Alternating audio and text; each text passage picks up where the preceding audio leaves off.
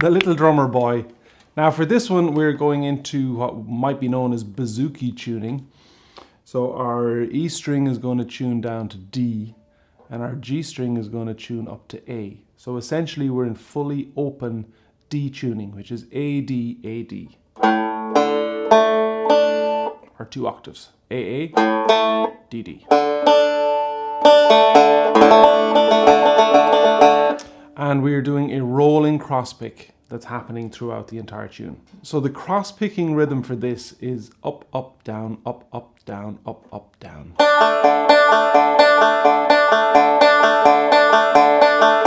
So we're always going to hit the downstroke on that open D.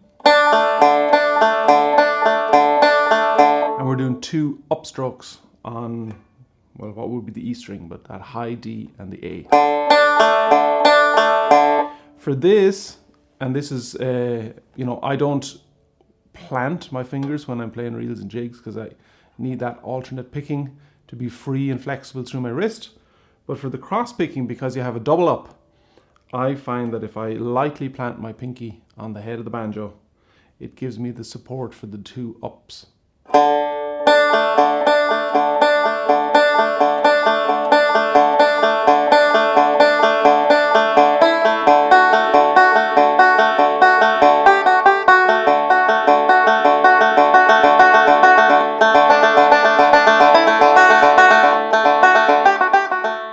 So we're staying essentially in the key, the chord of D right the way through, and we're playing the melody on the top string.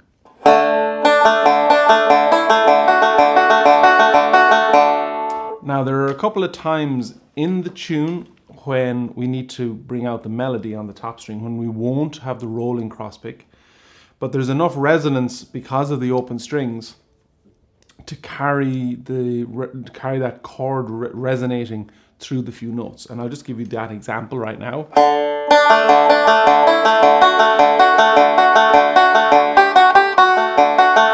So when we want to play those 2 notes.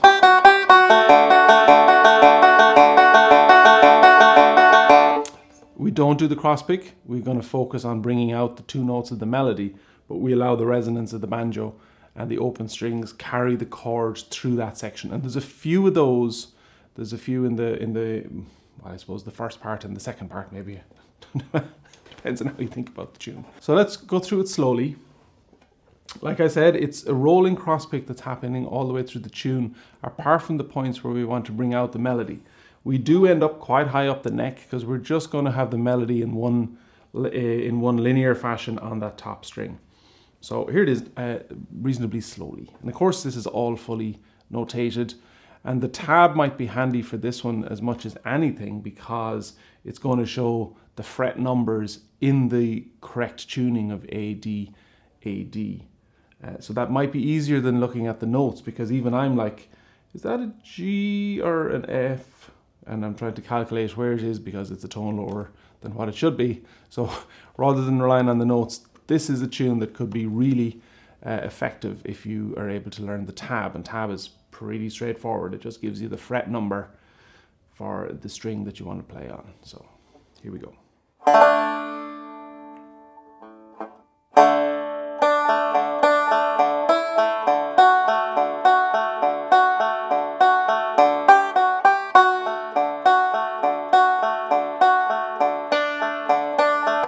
I should point out, when I do the slow version, I find it a lot harder to count the bars.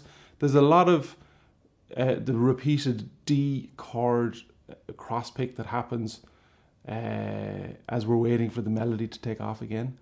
In one sense, that can be quite flexible because the melody just kind of does its own thing, and if we start a bar or 2 early, that's probably fine in an artistic license.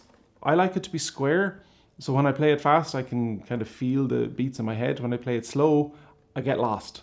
So for the purposes of just playing it slowly so that you can get on the cross pick, forgive me if I don't count all the bars properly.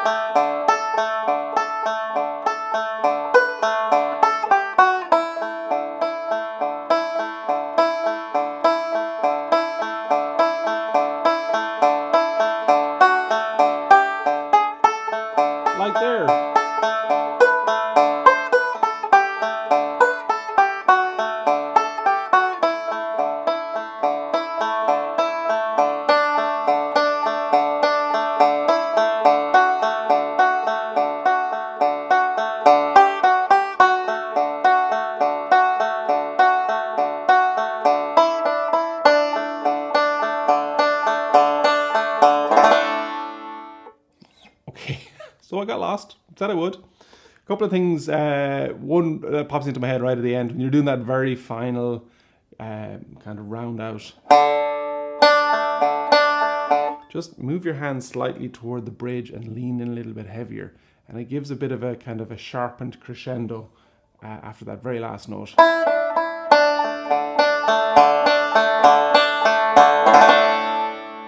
It's just a bit of dramatic effect, right? So when it goes up high, there's a little bit of finger jumping around, and it really doesn't matter massively how you do it once it's kind of the most efficient for you.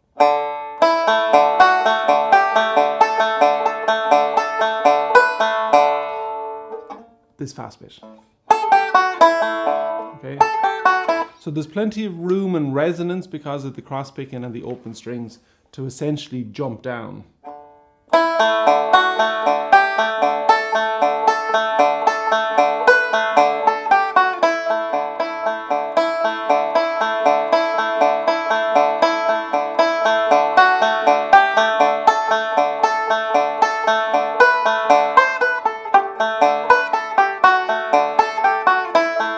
So that's an interesting phrase. So we're going to catch a little bit of the cross pick on each of the ends of those downward running phrases, and it's just so that we have an opportunity to keep the resonance going.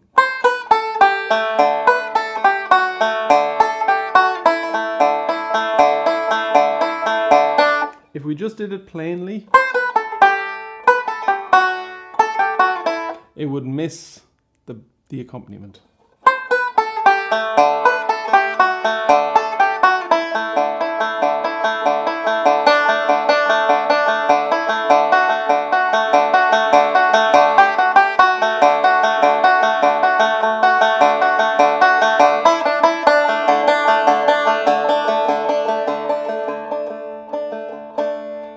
I'm getting into the drama now. So two options at the end.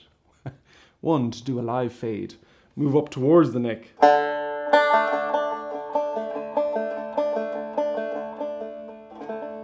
And fade it out quietly. And the other, make it louder and go toward the bridge and finish with a flourish. Now, if you get to that part and you're working on the drama, I think you'll probably be delighted with yourselves. So I'm going to do it again at my speed so that I can keep track of the bars. I think once you get the cross picking down on this, take it nice and easy. It's lovely to play. It's very meditative. Might be an extra beat in that word as well.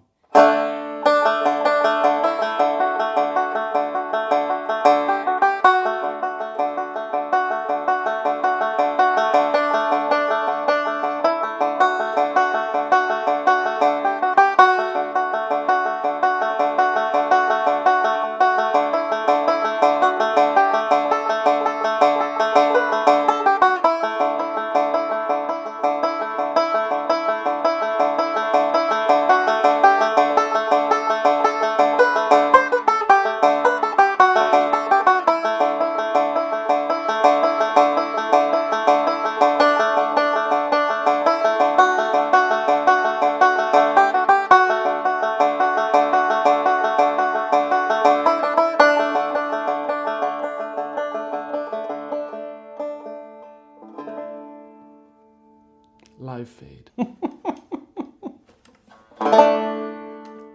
All of this is fully notated on Patreon. Get on there now. I mean, it's literally only $10 a month and you get a bunch of tunes fully notated with videos. Now I've got double camera angles and all sorts of good stuff going on. There are a couple of dozen tunes, each with 4 to 5 videos, sometimes, and more recently, 8 or 9 video lessons for each tune. I'm trying to cover all of the basics, starting at the most simplest version of the tune, and then slowly and incrementally adding in ornamentation and variation and chords and all of the fun stuff, trying to accommodate for all levels, so that if you're a complete beginner and you just want to learn the simple tune and get your head around some of the picking patterns and the pick hold and all of that kind of stuff, I'm covering it all.